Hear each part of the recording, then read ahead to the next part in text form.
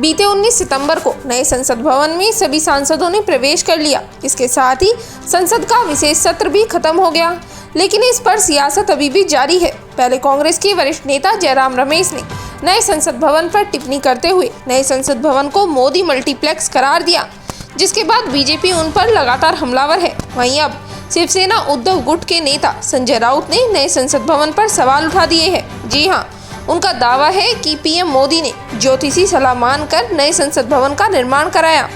दरअसल शिवसेना उद्धव गुट के राज्यसभा सांसद संजय राउत ने रविवार को नए संसद भवन को लेकर प्रधानमंत्री नरेंद्र मोदी पर जमकर हमला बोला। शिवसेना के मुखपत्र सामना में उन्होंने एक लेख के जरिए कहा, ऐतिहासिक संसद भवन पर तो ताला लग गया, लेकिन नई इमारत में इतिहास बन पाएगा?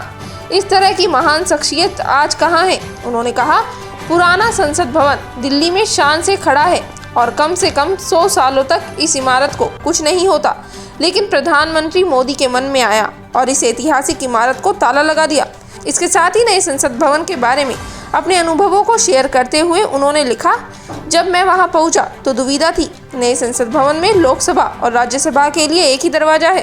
पुराना संसद भवन व्यवस्थित है, लेकिन उन्होंने सामने एक सोच खड़ी कर दी और सरकारी तिजोरी से 20,000 करोड़ रुपए लुटा दिए। संसद भवन एक प्रेरणादायक और तेजस्वी इमारत होती है। ऐसी इमारतें जर्जर नहीं होती। उन्हें अनुपयोगी घोषित करना यानी भारत माता को वृद्ध बताकर वृद्धाश्रम में डालने जैसा है। इतना ही नहीं, उन्होंने आगे कहा, दिल्ली की सरकार अंधश्रद्धा और अंधभक्तों के घेरे में घूम रही है।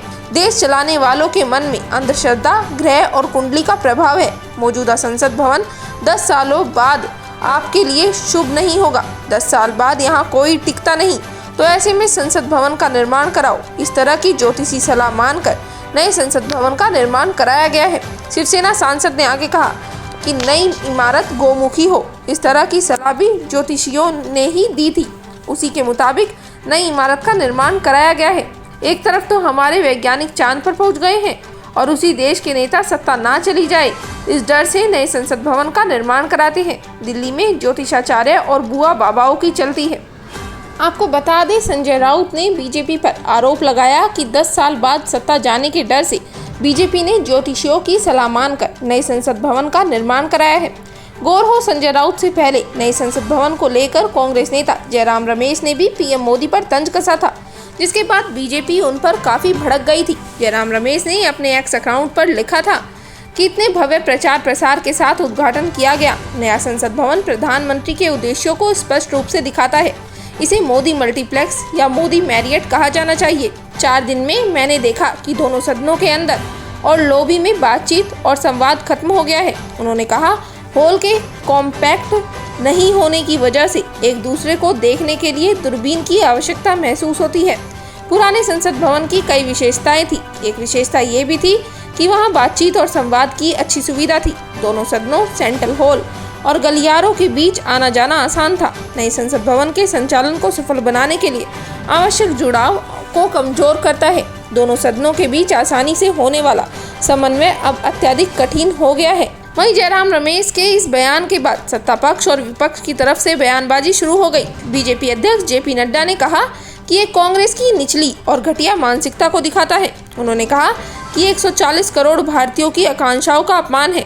नड्डा ने आरोप लगाया कि ये पहली बार नहीं है जब कांग्रेस ने संसद का विरोध किया है। 1975 में भी वो ऐसी ही कोशिश कर चुके हैं, लेकिन असफल हो गए।